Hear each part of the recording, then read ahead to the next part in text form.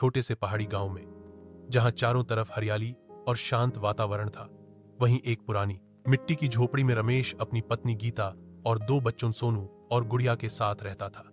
रमेश एक साधारण मजदूर था। उसकी कमाई रोज के काम पर निर्भर करती थी। भी कोई बुला लेता तो मजदूरी मिलती, वरना दिन भर खाली हाथ लौटना पड़ता। उनके घर में ज्यादा सामान नहीं था, लेकिन हर कोना एक चीज से भरा था, प्यार से। कभी कभी खाना सिर्फ सूखी रोटी और नमक होता, तो कभी गीता जंगल से लाई कुछ हरी पत्तियां उबालकर सब्जी बना देती। पर बच्चों के चेहरों पर मुस्कान और माँ बाप के दिलों में संतोष हमेशा बना रहता। एक दिन शाम को सोनू स्कूल से लौटते हुए रोता हुआ घर आया। गीता रसोई में थी। रमेश बाहर से लकड़ी काट कर आ रहा था।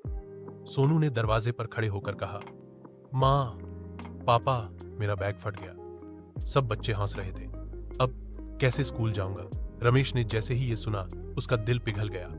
थके चेहरे पर चिंता की रेखाएं खिंच गईं। उसने सोनू को गोद में बिठाया और बोला, बेटा, रो मत। मैं वादा करता हूं, कल मैं तुम्हारे लिए कुछ अच्छा लाऊंगा।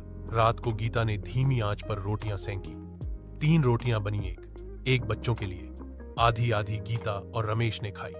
चूल्हे की रोशनी में रमेश गहरी सोच में डूबा था। सुबह होते ही वह अंधेरे में उठ गया। बिना नाश्ता किए सीधा काम की तलाश में निकल पड़ा।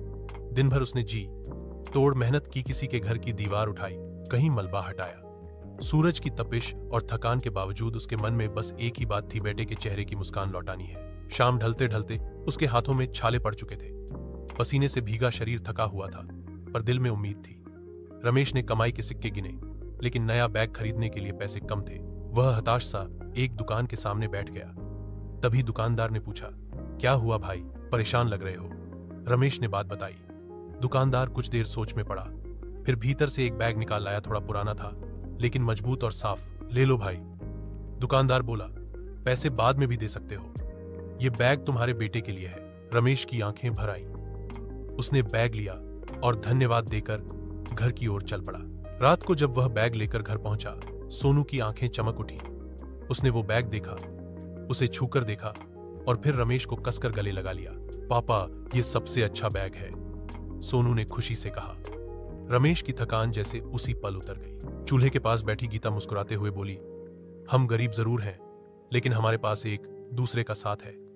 यही सबसे बड़ी दौलत है। रात के उस सन्नाटे में रमेश, गीता और उनके बच्चे एक दूसरे का हाथ थामे बैठे थे। न कोई शिकायत, न कोई दुख, सिर्फ एक शांत सच्ची खुशी, जो हर अमीरी से कहीं ऊपर थी।